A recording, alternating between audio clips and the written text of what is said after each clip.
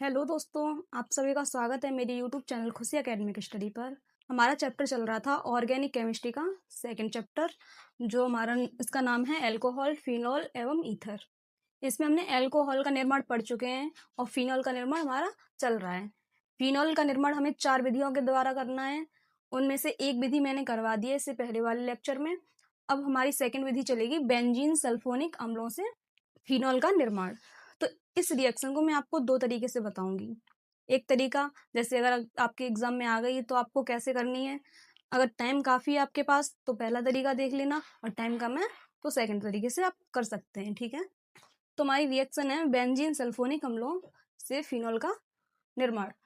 आपको सबसे पहले इसमें किस चीज़ से निर्माण हो रहा है, वहीं से आपको इसका अर्थ पता चल जाता है कि हमें इस रिएक्शन को करना कैसे है और क्या करना है इसमें।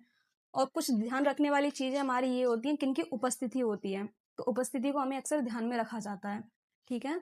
तो इसमें देखो बेंजीन सल्फोनिक अम्लों से, इसमें हमें लेनी है बेंजीन, और सल्फोनिक अम्ल यानी कि सल्फोनिक अम्ल लेने हैं हमें, ठीक है। तो आओ हम सबसे पहले लेते हैं बेंजीन प्लस में सल्फोनिक अम्ल लेना है इसका H2SO4, यानी बेंजीन भी हो गई हमारी और ये सल्फोनिक अम्ल हो गया। तो सल्फोनिक अम्ल की जगह हम ले लेते हैं सल्फ्यूरिक अम्ल। जब इसके साथ हम रिएक्शन कराते हैं तो बेंजीन पर हमें SO3H प्राप्त होता है, ठीक है। अब यहाँ देखो कि SO3H हमें प्राप्त कैसे हुआ। जब हमने बेंजीन और सल्फ्यूरिक अम्ल की रिएक्शन कराई तो हमें यहाँ पे किसी चीज की उपस्थिति चाहिए होती है, ठीक है। तो हमें इसमें उपस्थिति चाहिए ओलियम की। इसकी चाहिए ओलियम।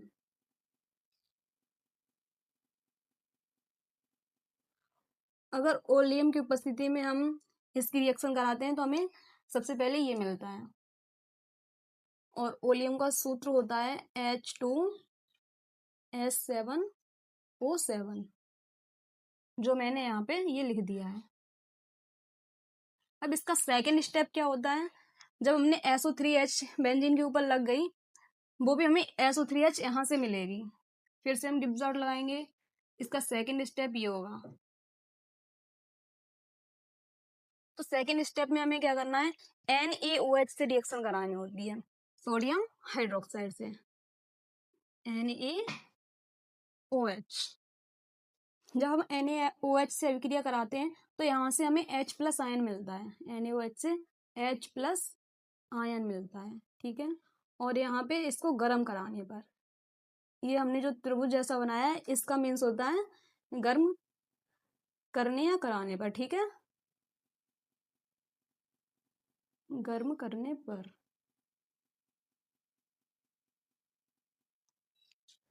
तो जब हमने SO3H बेंजीन के ऊपर प्राप्त कर लिया, अब हमें इससे कराएंगे तो NaOH से हमें H+ आयन प्राप्त होगा, और H हमारा इस यहाँ से एक O प्राप्त होगा। हमें SO3H से एक O प्राप्त होता है और यहाँ से NaOH से H+ प्राप्त होता है।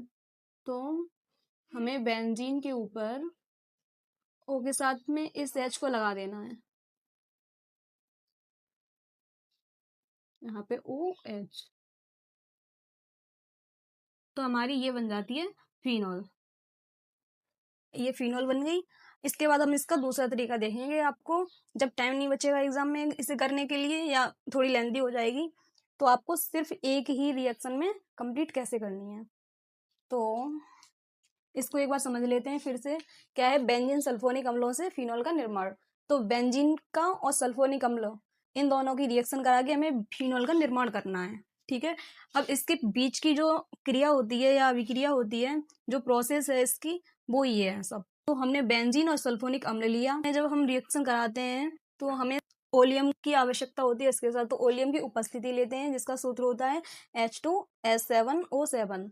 यहाँ से हमें बेंजीन प्राप्त हुई, यहाँ से हमें सल्फ्यूरिक अम्ल से हमेशा HSO3 प्राप्त होता है, HSO3।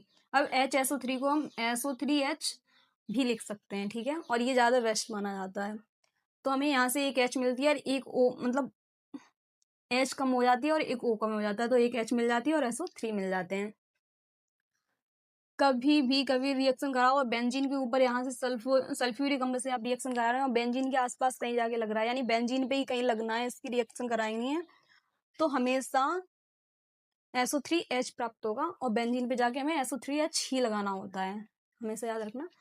तो जब हमारी ये बेंजीन के ऊपर SO3H लग गई, फिर हमारा अगला स्टेप आता है जहां हमें गर्म करना होता है। तो क्या करते हैं, NaOH के साथ अभिक्रिया कराते हैं, तो यहाँ से हमें H पॉजिटिव आयन मिलता है और H पॉजिटिव आयन जाके एक O के साथ लग जाता है, और एक O के साथ ये जब जुड़ता है तो सीधे सीधे ये बेंजीन के ऊपर OH के रूप में लग जाता है। इसका दूसरा तरीका हम देखते हैं,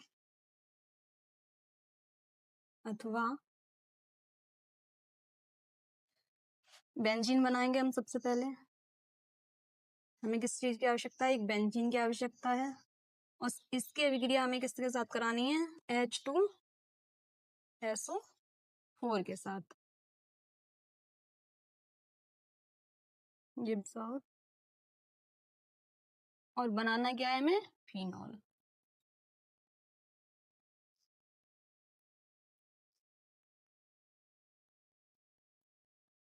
हमें फिनॉल बनानी है,